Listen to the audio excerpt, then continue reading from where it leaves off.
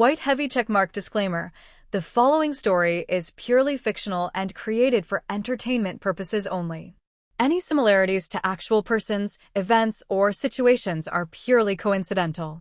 The characters, companies, and incidents portrayed in this story are entirely imagined and not meant to harm or offend anyone. Viewer discretion is advised. My name is Melissa Carter, and I've always been aware of the way people look at me. Ever since high school, I've heard the whispers, "She's too pretty to be taken seriously," or "She probably gets everything because of her looks." I used to ignore it. But when I started working at Veriton Corporation, a respected data analysis firm downtown, I hoped things would be different. I was wrong. I was hired as a junior analyst. Fresh out of grad school, with a strong portfolio and excellent grades, I was ready to prove myself. But from my first week, something felt off. Most of the women in the office were cordial, polite greetings, short conversations during lunch, and an occasional smile in the elevator. But the men? They acted like I didn't exist. I thought I was overreacting. Maybe they were just shy. Or busy. Or maybe it was company culture, strict professionalism. But when I tried to engage with male coworkers, even for simple things like asking questions or clarifying projects, they answered in clipped tones and avoided eye contact.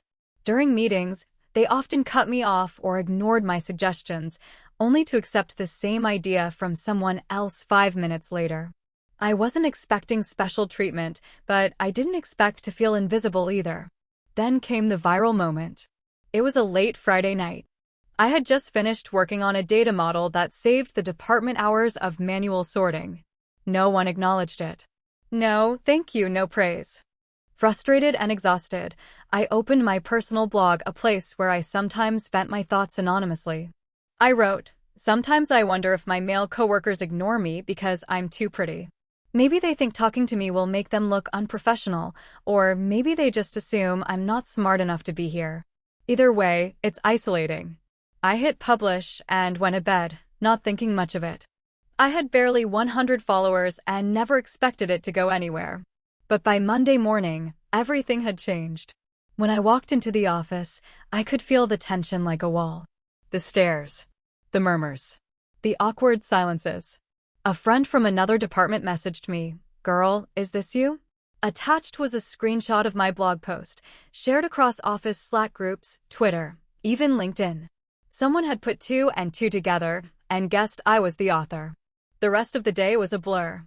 Some coworkers gave me side glances, others avoided me completely. The guys I used to try and talk to? They didn't even say, "Good morning." During lunch, I sat alone for the first time since I joined the company. My phone buzzed constantly, messages from strangers, some calling me brave, others accusing me of arrogance. "So you think you're God's gift to Earth?" one comment read. "Maybe they ignore you because you're full of yourself," another one said. At first, I laughed it off. Let them talk, I thought. But as the hours turned into days, the isolation began to eat at me. By the end of the week, I had become the subject of jokes and eye rolls. Every compliment I gave felt forced, every contribution in meetings was overlooked. A few women started treating me coldly too, whispering when I passed by, glancing at my clothes or makeup like I was showing off. I tried to stay professional. I focused on my work. I came early, left late, and delivered excellent results. But nothing changed the atmosphere around me. It was as if I had said something unforgivable, all because I dared to express a feeling that many women probably shared but never voiced. There was one moment that hit me particularly hard. I stayed late to finalize a quarterly report. As I walked out of the office, I heard 2 of my male coworkers laughing behind me. One said, "Don't look at her too long, she might write a blog post about you." They both burst into laughter. My chest tightened. I went home and cried. That night, I considered deleting the post. I hovered over the delete button for several minutes. But I didn't press it. Because deep down, I knew what I wrote wasn't wrong. I didn't call anyone names. I didn't claim superiority. I simply expressed confusion and pain about being treated like I didn't belong. The next week, I noticed something worse than coldness, complete avoidance. No eye contact. No conversations.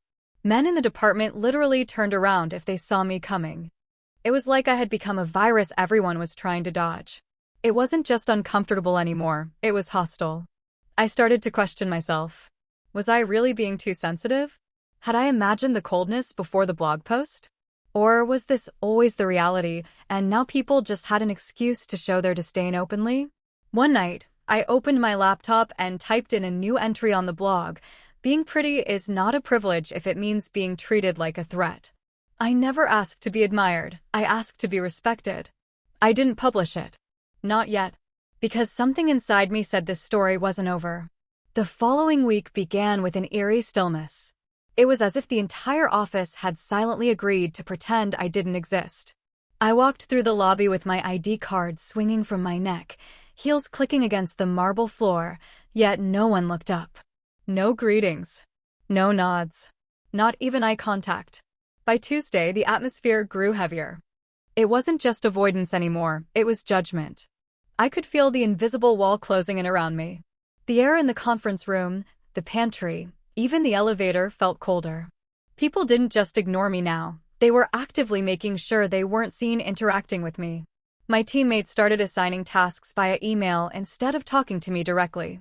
The male analysts who used to chat with me during lunch now moved tables or suddenly forgot their lunchboxes. In meetings, my suggestions were either met with silence or quickly redirected to someone else. I had become untouchable. And yet, I was still the same person. Same smile, same polite tone, same work ethic. But none of that mattered anymore. One single post, one opinion, had changed the way I was perceived. The hardest part was that no one said anything.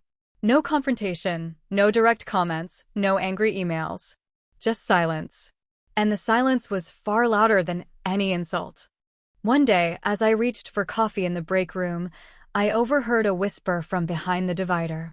She thinks she's a victim because men don't worship her. Unreal. I froze, my hand still clutching the paper cup. The voices weren't familiar, but they stung. I quietly walked away, leaving the coffee untouched.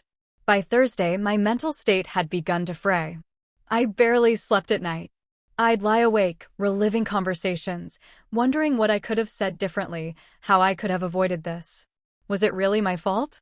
Did I sound arrogant? Was I seeking attention?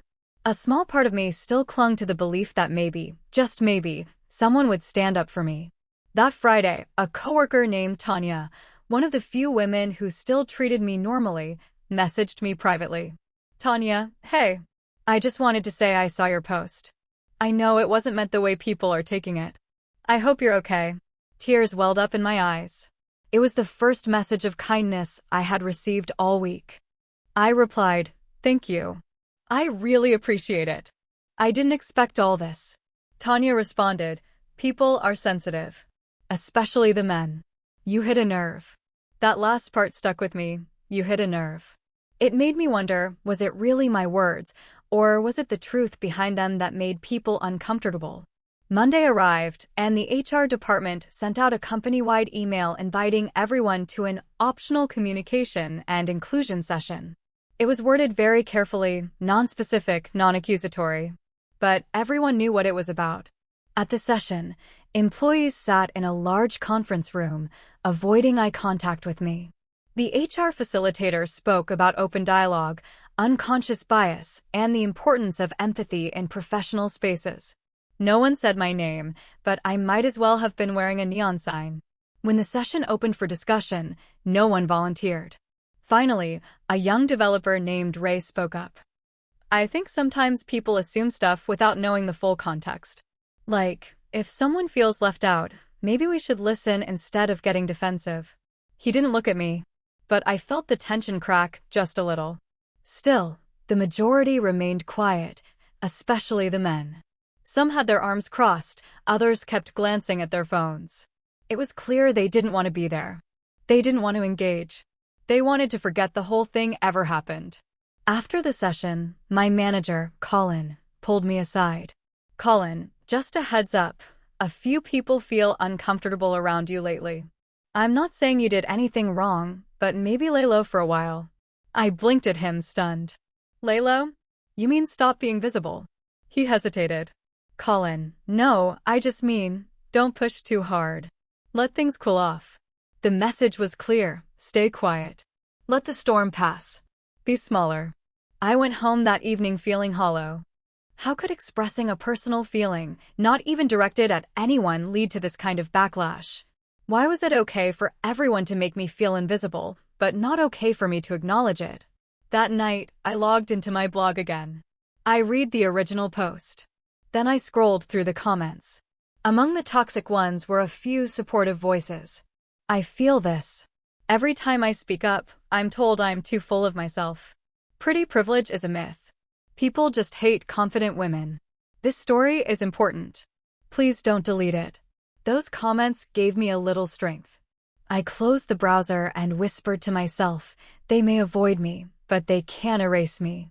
The next few days were a mix of cold shoulders and stares. It felt like I was walking through a field of glass, every step delicate, every interaction dangerous. But I kept showing up. I kept doing my job. And then came the shock. I received an email from the department head, Melissa. We'd like you to lead the upcoming client pitch for Vega Corporation. Your data insights were excellent. Let's discuss tomorrow. Just like that, I was in the spotlight again. And this time, I wasn't going to dim my light for anyone. Being chosen to lead the Vega Corp pitch should have been a career high for me. It was a big account, one of the company's biggest clients, and this was my first time being placed at the forefront of such a major presentation. I should have felt proud, excited even. But instead, I felt anxious. Not because I doubted my abilities, but because I knew the spotlight would only make me a bigger target. When the news broke in the office that I was leading the pitch, the reactions were instantaneous and sharp. Some people congratulated me with tight smiles that didn't reach their eyes. Others didn't say anything at all. I even overheard someone mutter, "Of course she got picked. She knows how to get attention." The war of perception had begun, and I was its unwilling centerpiece. In the days leading up to the pitch, I threw myself into preparation. I worked late into the evenings, fine-tuning the presentation deck, rehearsing every segment, cross-referencing data points, and polishing my delivery. I collaborated with 2 senior analysts on the project, both male, both of whom barely spoke to me beyond the bare minimum. Still, I stayed professional, ignoring the awkward silences and side-eyes. I refused to give anyone more ammunition. But the whispers didn't stop. In the elevator, I caught the tail end of a conversation. It's all PR. They probably chose her to clean up the company's image after that drama. In the restroom, 2 women from finance chatted near the sinks. I don't trust girls who play victim and then act like a hero. Even online, the posts that started it all had been recirculating. A new wave of comments poured in, with people either defending me or accusing me of attention-seeking narcissism. Strangers debated my character based on a few paragraphs and a pretty face. It was overwhelming. But deep inside, a new fire had started to burn, not from anger, but from clarity. I realized this wasn't just about me anymore. It wasn't about the blog post or even the office politics. It was about a deeper discomfort people felt when a woman called out the invisible rules that govern how she's treated. My post had struck a nerve because it challenged an unspoken code. If you're attractive, don't acknowledge it. If you're treated unfairly, don't talk about it. If you do both, you're dangerous. This was never about arrogance. It was about honesty. And honesty, I was learning, was a weapon, one that could hurt or heal, depending on who held it. The day of the pitch arrived. I wore a navy blue blazer, my hair tied back, makeup minimal but sharp. I looked powerful, poised, everything they didn't expect me to be. The conference room was filled with executives from both our company and Vega Corporation. The tension was high. I took a deep breath and began my presentation. Slide after slide, I spoke clearly, confidently, with evidence to support every claim. I addressed questions with ease, even the difficult ones.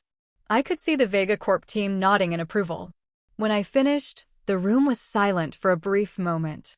Then applause. Real, sincere applause. Even the senior VP smiled and leaned over to whisper something to our CEO. I felt it, that shift. That moment where perception had to surrender to reality. After the meeting, a few colleagues came up to congratulate me.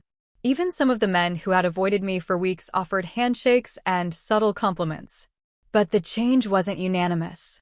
Later that day, I stumbled upon a group of coworkers in the cafeteria, speaking in hushed tones. They didn't see me behind the column. One of them said, "She did well, sure. But she's just lucky people feel sorry for her now." Another added, "She weaponized her looks and then cried when it backfired. Now she's playing the redemption arc." I stepped back before they saw me. My stomach twisted, not from the cruelty of their words, but from how predictable they were. In their eyes, I could never just be good. I had to be either a manipulator or a martyr. That night, I opened my blog again. This time, I wrote a new post. Not defensive. Not emotional. Just honest. The last few weeks have taught me more than any degree or job ever could. People see what they want to see. For some, I'll always be the pretty girl who got special treatment. For others, I'll be the one who ruined office harmony by being too honest. But the truth is, I'm just a woman doing her job and asking to be treated like I belong. No more. No less. The post gained traction again. But this time, the response felt different. More thoughtful. People started sharing their own stories of being misunderstood, misjudged, mislabeled, not just women, but men too. This hit me hard. I kept quiet about my struggles for years just to keep my job. People don't realize how heavy it is to be watched and judged every second. You're not alone. Your words matter. For the first time in weeks, I felt peace. The next day at work, I walked in with my head high. The stares were still there, but they no longer pierced me. The whispers still happened, but they no longer defined me. Because I finally understood something vital. Perception is a mirror. It only reflects what people are already afraid to face.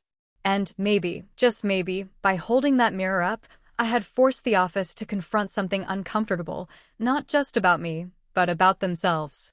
After the Vega Corp pitch, I expected things to get better. And in some ways, they did, at least on the surface. The executives were thrilled, and I even received a personal email from the CEO. "Excellent work on Vega. Keep it up, you've got leadership potential." A few teammates began warming up slightly. One of them, Peter, who had barely said a word to me since my blog post went viral, started responding to my Slack messages with more than one-word answers. Tanya, my quiet ally, left a sticky note on my desk that said, "Told you they'd see it eventually." For a moment, I allowed myself to hope. Maybe the storm had passed. But I was wrong. What I hadn't realized was that while some people were warming up to me, others were digging in their heels, silently deepening the divide that had been carved into our department. It began with small things. I noticed I was left off emails I should have been on. Project threads where I had key input were forwarded without me, and when I tried to reinsert myself, I was met with cold professionalism. "Thanks, Melissa. We've got it from here." Group lunches returned, but somehow I was never invited. Even casual Friday coffee runs, something we all used to join, became exclusive events I learned about only after seeing empty desks or empty cups. The women in the department, who once chatted with me about makeup, weekend plans, or Netflix shows, had become distant. Their greetings were shorter. Their smiles tighter. Their laughter, when I walked by, faded into whispers. It wasn't that they hated me. It was worse. They didn't trust me. One afternoon, in the break room, I accidentally walked in on a group of 3 female coworkers whispering near the snack bar. They fell silent when I entered. One of them, Kara, forced a smile and mumbled a greeting. The other 2 avoided eye contact. I poured myself some coffee, pretending not to notice the tension, but as I turned to leave, I heard Kara's voice again. She's acting like she's some kind of martyr now. I paused mid-step. The words hit like a slap. That evening, I went home and stared at myself in the mirror. My reflection looked tired, not just physically, but emotionally. I wasn't sleeping well. I barely ate during work hours. I'd grown overly conscious of how I walked, talked, even smiled. Everything felt like a potential landmine. The worst part? I didn't know who to talk to. I tried speaking to my manager, Colin, again, gently, cautiously, as if walking barefoot over glass. I just feel like there's still tension in the team, and I want to make sure I'm not unintentionally making things harder. He leaned back in his chair, sighing. "Melissa, you're doing great work. People just need time. You can't expect them to move on overnight. I nodded. But inside, I wanted to scream. Why am I the one who has to be patient when I wasn't the one who started the coldness? I walked out of that meeting with a familiar sinking feeling. I was alone in this. Again. Weeks passed. My performance remained stellar, deadlines met, reports spotless, clients happy. But socially, I was still frozen out. The divide had become a quiet war of body language and subtle exclusion. And no one was talking about it. At a departmental happy hour, I mustered the courage to attend, thinking it might help bridge the gap. I arrived early, grabbed a drink, and tried to engage in small talk. A few people smiled politely. Some ignored me completely. When I joined a group conversation, they slowly disbanded within minutes. I finished my drink and left without saying goodbye. That night, I lay awake staring at the ceiling. Why did it feel like the more competent I became, the more they resented me? Was it really about the blog post? Or was it something deeper? I realized the issue was no longer just about me. It was about a system, an invisible, unspoken framework that punished women for being too confident, too vocal, too self-aware. And when that woman was also conventionally attractive, the reaction became 10 times worse. You weren't allowed to acknowledge it. And if you did, you were arrogant, manipulative, dangerous. Men thought I was a liability. Women thought I was competition. I had become a threat without ever intending to be one. Then came the final straw. A new internal mentorship program launched, designed to connect junior employees with senior staff. I had applied to be a mentor. My track record was excellent, and I had even been informally mentoring 2 interns already. But when the list came out, my name was missing. I asked HR why I wasn't selected. Their reply, some concerns were raised about team dynamics.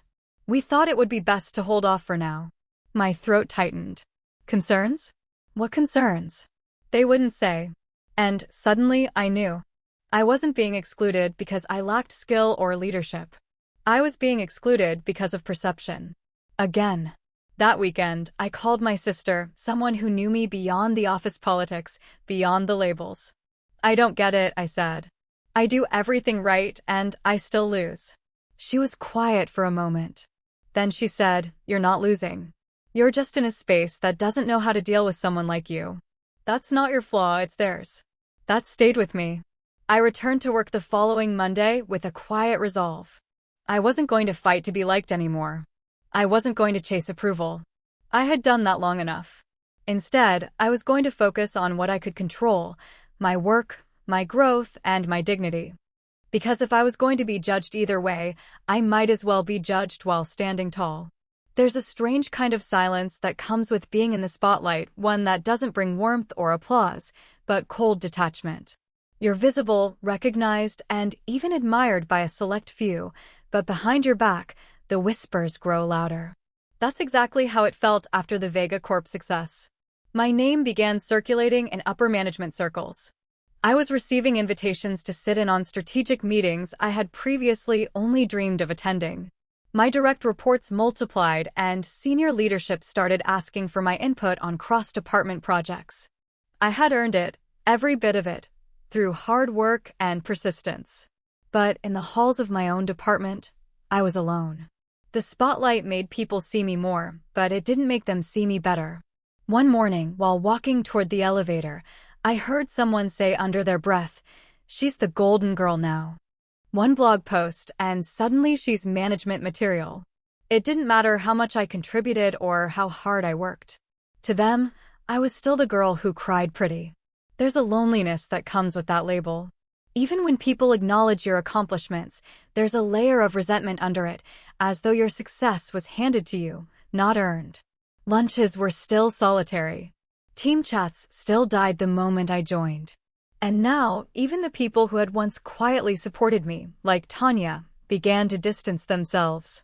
I could sense it in the way she hesitated before speaking to me in public. It wasn't hostility. It was discomfort.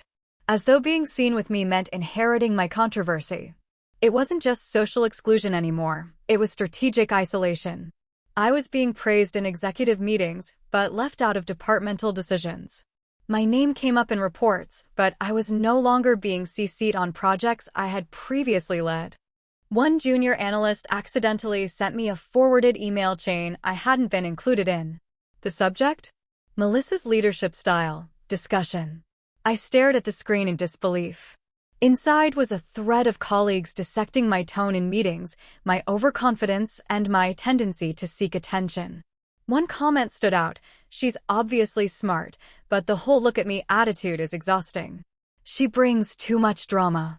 It didn't matter that I never raised my voice, never showed aggression, never asked for special treatment.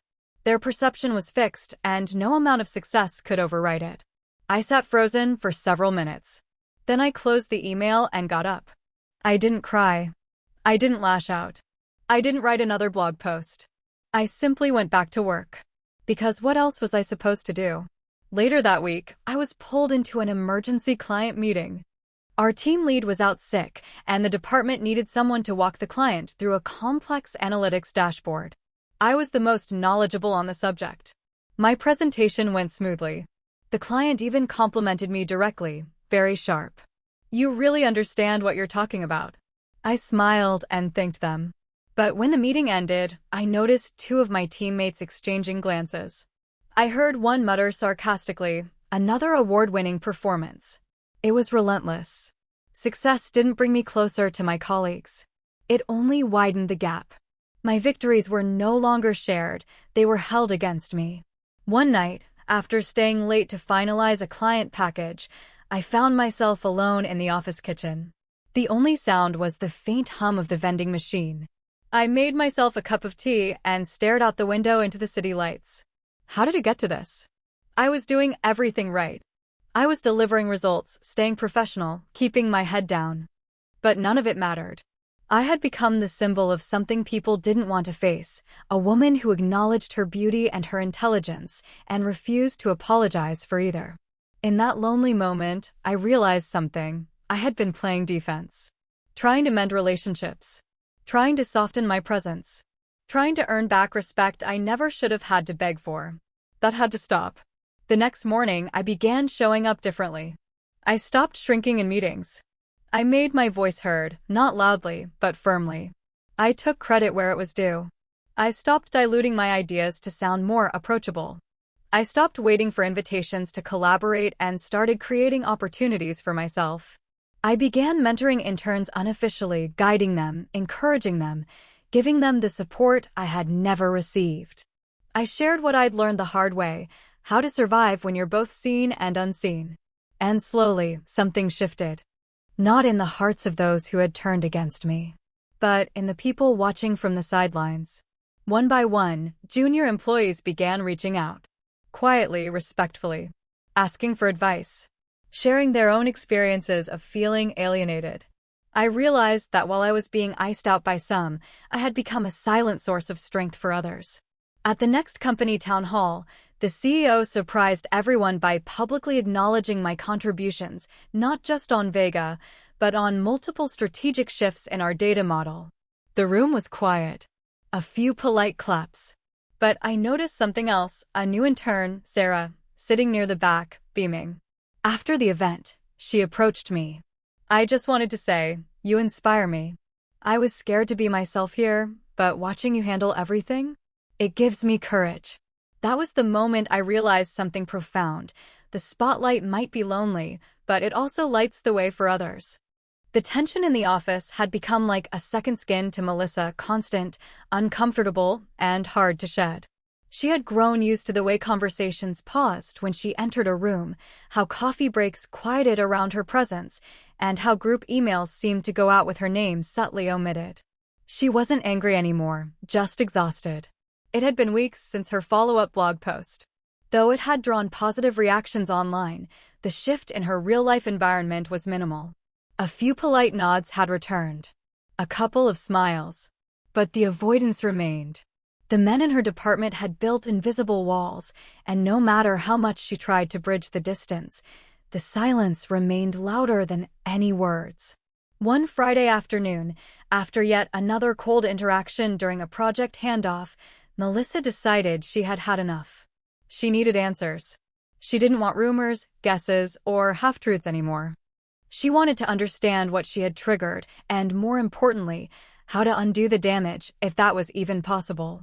She sent a short message on the company's internal chat system to one of the senior employees, Daniel Reyes, a quiet and well-respected man known for being fair and level-headed.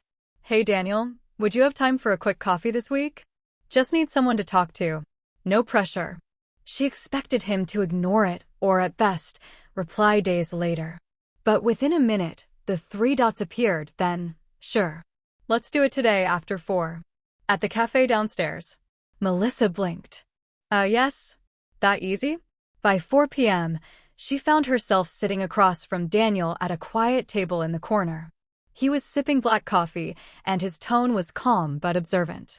"I appreciate you meeting me," she began, feeling a tremor of nervousness in her voice. I've been trying to understand what really happened. With the team. With everything." Daniel nodded. "I thought you might ask that one day." Melissa leaned in. "Can I be honest with you?" "Please do." She took a deep breath. "When I made that anonymous post, the one everyone guessed was mine, I never meant to sound arrogant. I was venting. I thought it was obvious I was frustrated. I didn't think it would go viral, or that it would affect people so much." Daniel set his cup down, thoughtfully. "Melissa, you're not the first person to say something misunderstood. But you were new. People didn't know you yet. And that post, it made some folks feel accused." "Accused of what?" she asked, her voice barely above a whisper. He chose his words carefully. "Of bias. Of ignoring you because of your looks. Some guys took it as if you were calling them shallow. Or sexist. It made them nervous.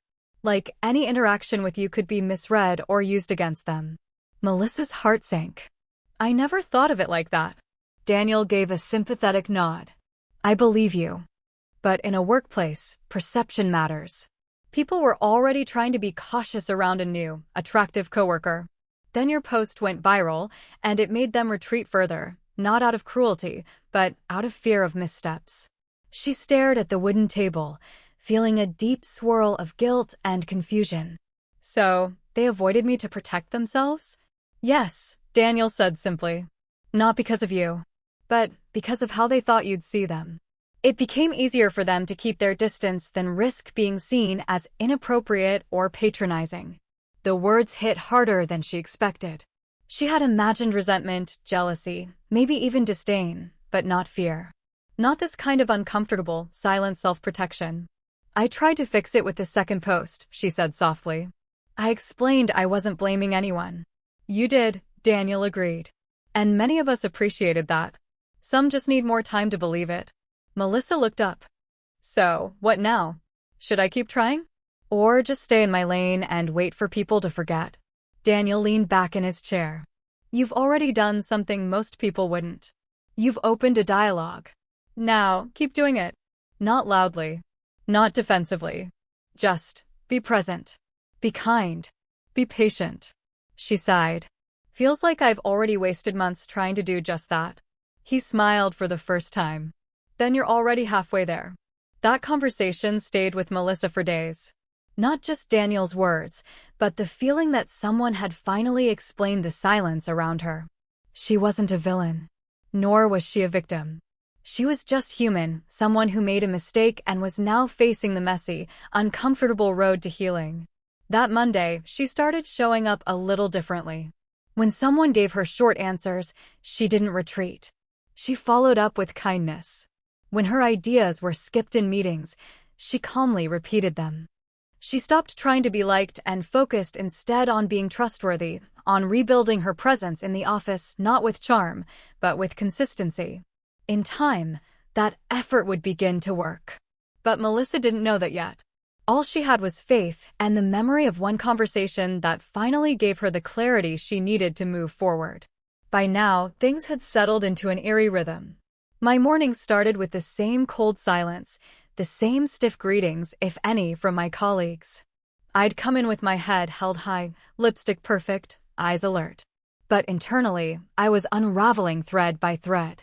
Despite my attempts to focus on the work, I couldn't help but overhear the faint murmurs. I saw how their conversations halted when I passed by. I noticed the way they'd schedule accidental meetings during lunch without me. What started as passive ignoring had become active exclusion. It wasn't just a social boycott anymore. It had become a professional blockade. One Monday, I was called into a closed-door meeting with HR.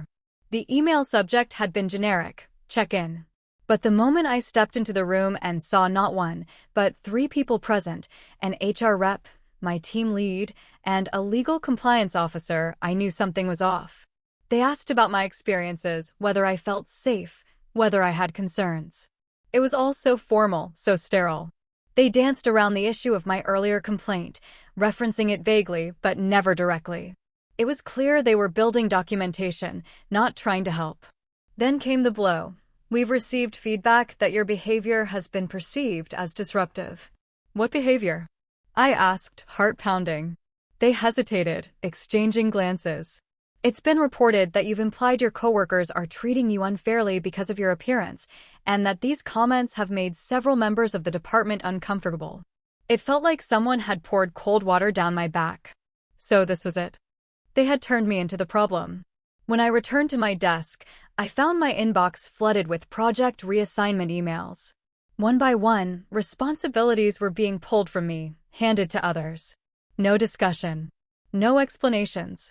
I watched helplessly as my professional identity was whittled away.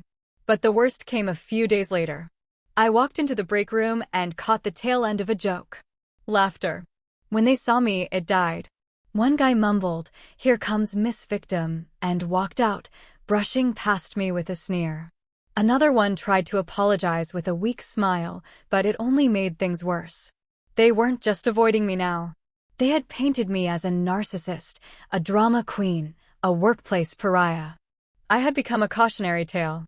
That evening, I sat in my car in the office parking lot long after the sun had gone down. I stared at the steering wheel, paralyzed. I had always thought I was strong, smart, resilient. But this was different. I had never realized how brutal isolation could be, not just socially, but mentally, emotionally. The silence had weight. The cold shoulders felt like blows. I had spoken a simple truth. I felt ignored, possibly because of how I looked. That was all. But they didn't want to hear that truth. They wanted me silent, preferably invisible. That week, I reached out to a workplace psychologist provided by the company. Confidentially, of course. She listened kindly, nodded, made notes. I told her about the looks, the whispers, the way my workload had vanished. I feel like they're punishing me for having confidence, I said. For being self-aware. Her words stayed with me long after. Sometimes people don't react to your confidence. They react to what your confidence reflects about their own insecurity. You didn't make them uncomfortable. Their discomfort already existed. You just happened to trigger it. Emboldened, I started documenting everything. Dates, emails, comments, exclusions. I wasn't going down quietly. I scheduled a follow-up with HR and brought a printed copy of the pattern I had observed. I didn't accuse, I presented. This time, they listened more carefully. I don't want anyone fired, I told them. I just want fairness, respect, a chance to do my job. There was silence for a moment. Then the HR rep, who had seemed cold in the previous meeting, looked at me directly. "Thank you," she said. "We'll take this seriously." For the first time, I saw her not just as a bureaucrat, but as a woman who might have once stood in my shoes. Things didn't change overnight. But gradually, subtly, I noticed tiny shifts. A teammate asked for my input in a meeting. Someone replied to my message with more than a one-word answer. I even got a friendly nod from the guy who once called me Miss Victim. The tension hadn't vanished, but it had cracked. And through that crack, light was finally beginning to shine. E1.